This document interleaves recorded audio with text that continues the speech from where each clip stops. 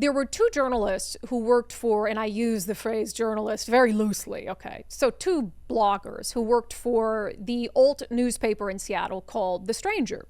And The Stranger is what it is. I mean, it's a left-wing rag. They don't really hide that, right? So they're not really journalists, sort of loose.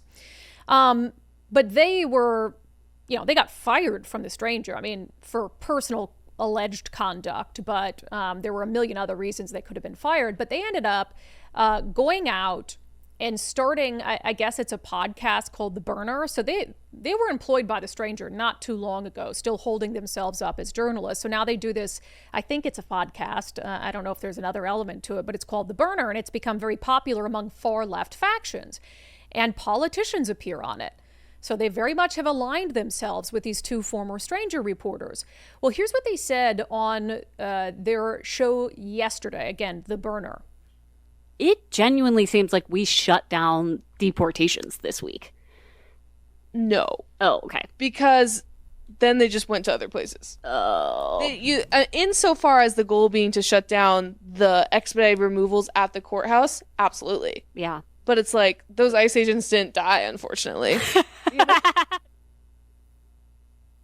Those ICE agents didn't die, unfortunately. Ha ha ha ha ha. I might have done and said a lot of things that these people will characterize as right-wing. I've never said something that extreme. Never said or done something that extreme. And that's the thing. Like in Seattle, you can be just right of center and you're a right-wing, extremist. But you can be as loony lefty as you want, and it's totally acceptable. You don't think politicians will continue to go on their show despite the fact they just wish death on ICE agents and laughed about it? Ashley Nurbovig and Hannah Krieg. Now, you might recall Ashley Nurbovig when she was employed by The Stranger. She also wished death upon Donald Trump. And she got like a slight leave of absence, I think, but The Stranger still took her back. Remember the first time that they tried to assassinate Trump? She posted, "Make America Aim Again," and got like a week, sort of slightly condemnation from the ownership of The Stranger, but then she ended up getting her job back. But then her and Ashley allegedly covered up the affair of the editor of The Stranger with a candidate for Seattle City Council, or I don't know if it was really an affair, but, sex sort of thing. And then they lost their jobs. So now apparently they went from losing their jobs at a blog to wishing death on ICE agents. And I think one of the really troubling things about this is they're not just covering all of this. They're actively involved in it.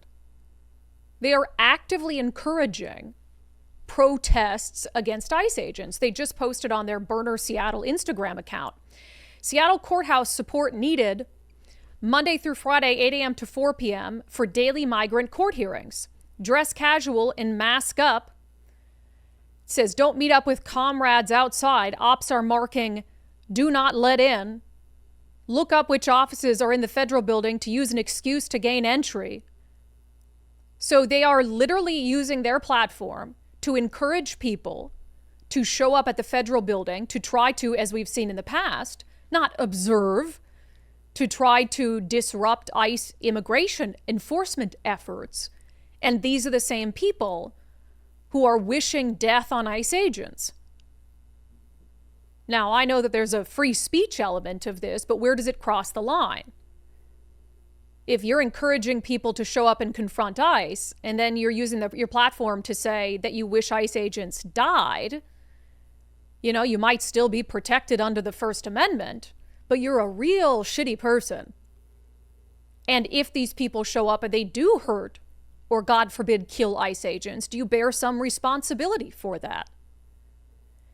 And this is what I say with our show Undivided, and I can be very divisive or whatever it is, but this is common sense stuff. And I think this is what it's infuriating for the 70% of us who operate in some reasonable, rational space, yet we're the ones who are called the extremists. These are the people who call us extremists. These are the people who label us extremists. The people who giggle and wish death on ICE agents. The people who brutally assault journalists in the streets. The people who light fires and take over the streets of Seattle and Portland and LA. These are the people who shout at me that I'm a fascist and that I'm a Nazi and that my views aren't in keeping with Seattle views and Seattle values. So what are Seattle values? Wishing death on ICE agents? Rioting and looting in the streets, hurting people, breaking things? Because if that's Seattle values, then yeah, I don't want any part of it. But I think the vast majority of people don't want any part in it either. Maybe they haven't been exposed to the true heinous and violent nature of people like this, and they just need to be woken up. They need to have their eyes opened, and they need to be shown clips like that to truly understand why the left in Washington state is absolutely the party of violence. Maybe they choose not to see it. I don't know. I mean, that's our mission, right? 70% of people are reasonable. How do we wake them up? How do we get them to speak up? How do we get them to push back, to be brave enough to do those things? And then, of course, to vote differently. It's absolutely insane. And we will be following up with politicians who have been on this podcast and who seem pretty aligned with them to see if they support what these two women said about wishing death on ICE agents. I'll also say, I really regret sticking up for one of them. Nicole, can you go back to Ashley? That post? So Ashley Nurbovig, she, had been sort of in the news in Seattle a couple times. So after she did this, my conservative friends on X understandably went after her, but they used some baggage from her past that I thought should have been off limits. She used to be a television reporter in Montana. And while she was there, she was arrested, and there was a mugshot of her going around on the internet. She was arrested for like attempted burglary or something. And so, again, conservative friends of mine were dragging her on X with this old mugshot of her, and she lost her job as a TV reporter in Montana. But I did a little more digging, and I found out that she was trying to get her dog back from her ex. And I was like, dude, you know what I would do to get my dog back? I would do worse than breaking into an ex's house.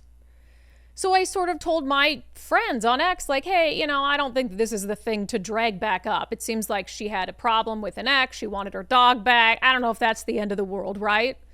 So I stood up for her, and she even sent me an email thanking me for doing so. Now I wish I hadn't, because now she wants ICE agents dead. So as far as I'm concerned, pull back up those old mugshots of her and rake her over the coals for it. Absolutely insane.